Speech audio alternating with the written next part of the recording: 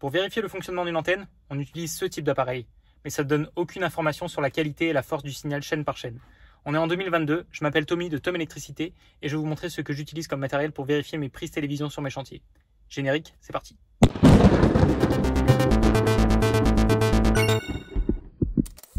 Moi j'utilise ce petit appareil, c'est le Satlink ST5150 avec un petit câble. En fait j'ai plein de petits câbles avec des petits adaptateurs, des choses comme ça pour pouvoir se brancher un peu partout. Donc là j'ai mis un femelle, hop, comme ça je vais me brancher sur la prise d'ici, voilà, hop, et je vais lancer du coup ma recherche de chaîne. Donc on va choisir DVB T2. Je mets toujours le T parce que je ne suis pas sûr que toutes les antennes et toutes les résidences ici sont passées en T2. C'est la nouvelle norme, je crois, pour la 4K, tout ça. Donc pour l'instant, moi je le mets toujours en T. Je laisse toujours ces paramètres-là. Ils fonctionnent bien. Si l'antenne elle est active, c'est-à-dire qu'elle est alimentée par un amplificateur ou quelque chose comme ça, je le mets sur on. Mais sinon, tout ça, j'y laisse toujours en standard. Je ne connais pas trop bien non plus là-dessus. Donc je ne me permets pas trop de toucher. Ça marche bien comme ça. On va faire OK. On va choisir du coup le bouton vert qui est ici pour balayage automatique. Ça permet en fait de réinstaller toutes les chaînes et de tester, en fait, vous allez voir toute la liste des transpondeurs qui existent en France. Et du coup, s'il y a des chaînes qui sont dispo, si notre prise est bien câblée et l'antenne aussi, ça devrait apparaître ici. Voilà, donc ça commence à apparaître. On va attendre d'avoir plus de 20 chaînes. Il me semble qu'il y en a 26 ou 27 sur la TNT française. Donc on va attendre d'en avoir un peu plus et de toute façon il va s'arrêter de scanner au bout d'un moment. Voilà, donc on a des chaînes comme ça, il me semble, qui sont temporaires ou avec des abonnements. J'ai jamais réussi à les faire afficher, celle-là je ne sais pas trop à quoi ça correspond. Si jamais vous savez, laissez-moi dans les commentaires. Hop, voilà, on est à 33, on devrait être pas mal. On va attendre qu'il arrive jusqu'au bout. Je vous fais un petit cut. Allez, pendant ce petit accéléré, j'en profite pour vous remercier pour tous vos messages que vous m'avez envoyés sur LinkedIn et Instagram quand j'ai annoncé la publication de ma chaîne YouTube. Voilà, donc la recherche est terminée. Donc il nous propose d'enregistrer les résultats donc dans la liste des chaînes. Donc on met oui. Là c'est en train de sauvegarder. Bon, il y a quelques petits bugs de traduction. Hein. Ça doit être c'est du Amazon. Je vous mettrai le lien en description si besoin. Je vais vous mettre en mute. Tac.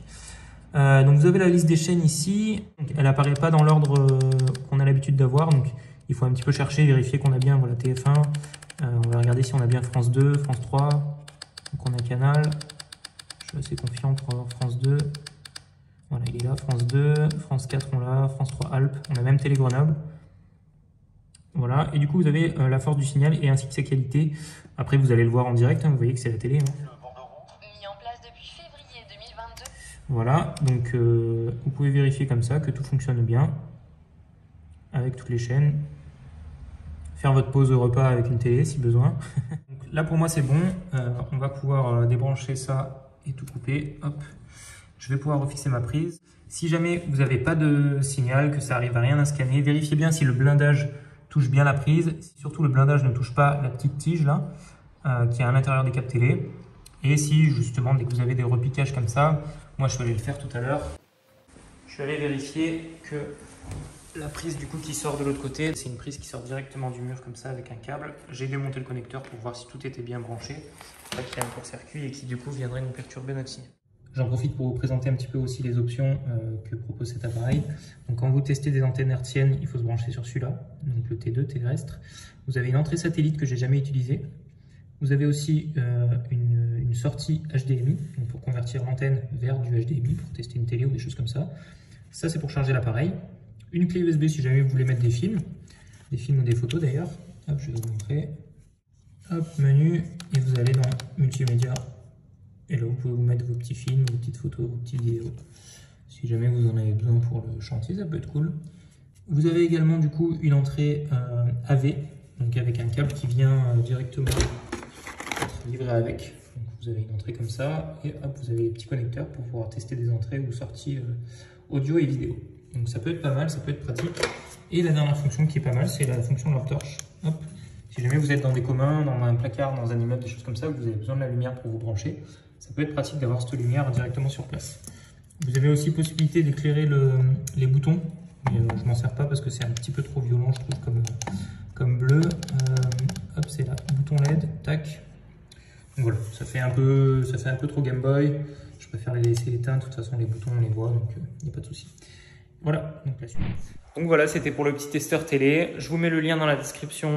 Je l'avais acheté sur Amazon et franchement, pour le prix, ça vaut vraiment le coup. N'hésitez pas à avoir beaucoup d'accessoires dans le petit carton ou dans la caisse dans laquelle vous allez les mettre, parce que du coup, il faudrait souvent avoir un bout de câble télé, un bout de câble coaxial, un adaptateur femelle-femelle, des choses comme ça. N'hésitez pas à vous blinder la caisse, comme ça vous pouvez tester tout ce qu'il y a dans les immeubles, des choses comme ça. Vous ne serez jamais bloqué. Lâche ton petit j'aime, abonne-toi et laisse un commentaire. Et dis-moi surtout quel matériel tu utilises et si tu connaissais cet appareil. A plus, ciao.